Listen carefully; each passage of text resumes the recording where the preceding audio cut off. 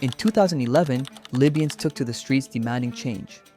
After more than 40 years in power, Muammar Gaddafi's regime was collapsing. Many believed Libya was about to become a democracy. The dictator was gone, the war was over, and a new future seemed possible. But more than a decade later, Libya remains divided, unstable, and politically fractured. So what went wrong? Why didn't Libya become the democracy many expected after Gaddafi's fall? To answer that question, we first need to understand the Libya that existed before 2011. Libya is located in North Africa along the Mediterranean Sea. Despite being mostly covered by the Sahara Desert, the country possesses one of the world's most valuable resources: oil. In fact, Libya has the largest proven oil reserves in Africa. With a population of only around 7 million people, oil revenues generated enormous wealth. For decades, the government funded infrastructure projects, healthcare, education, and public services. By African standards, Libya enjoyed one of the highest standards of living on the continent. But there was one major problem. The entire political system revolved around a single man. In 1969, a young military officer named Muammar Gaddafi seized power in a coup. He overthrew King Idris and established a new political system. For the next 42 years, Gaddafi dominated Libyan politics.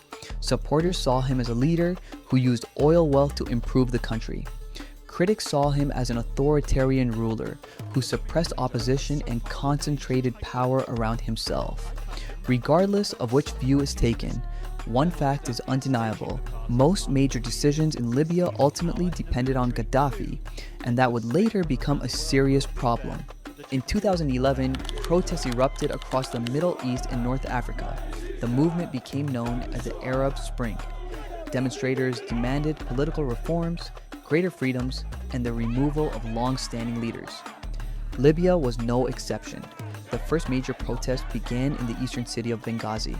The government attempted to suppress the unrest. Instead, the situation escalated. Within weeks, protests turned into an armed uprising. The country split between supporters and opponents of Gaddafi. Libya was entering a civil war. As fighting intensified, international attention focused on Libya. Western governments feared large-scale violence against civilians. In March 2011, NATO launched a military intervention. Airstrikes targeted forces loyal to Gaddafi. The balance of power quickly shifted. By October 2011, rebel forces captured and killed Muammar Gaddafi. His regime collapsed. The Arab Spring had succeeded in removing Libya's ruler. But removing a ruler and building a democracy are very different challenges. This is where Libya's real problems began.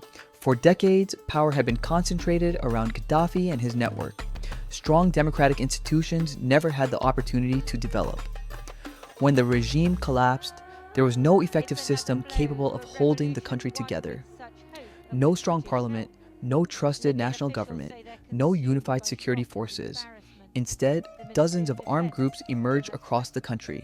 Each pursued its own interests. Some controlled cities, others controlled oil facilities. Many refused to disarm.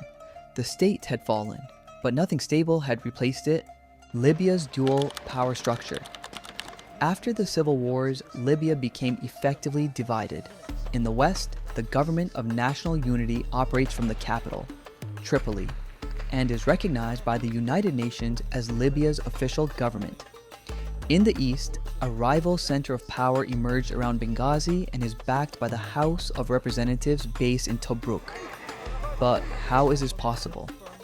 After the fall of Muammar Gaddafi in 2011, Libya's unified state institutions collapsed.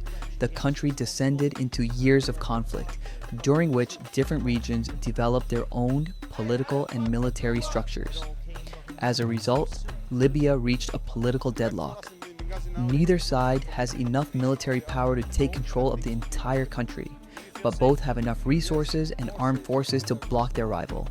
The situation has been further complicated by foreign powers, which have supported different factions with funding, political backing, and military assistance. Gaddafi and the West.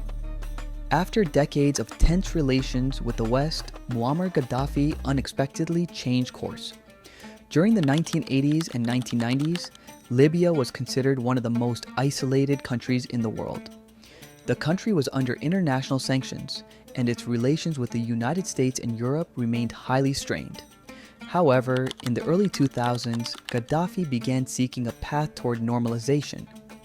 In 2003, Libya officially announced that it would abandon its weapons of mass destruction programs, including elements of its nuclear program. The decision shocked the international community. In return, Western countries gradually lifted sanctions and restored diplomatic relations with Libya. Within a few years, Gaddafi was being welcomed in European capitals. He met with the leaders of France, Italy, and the United Kingdom. Many experts believe that Libya was slowly returning to the international community after decades of isolation, but history took a different turn. Just a few years later, the Arab Spring swept across the region and completely changed the country's future. Today, Libya is more stable than during the height of its civil wars. However, many challenges remain. Political divisions continue. Armed groups still exist.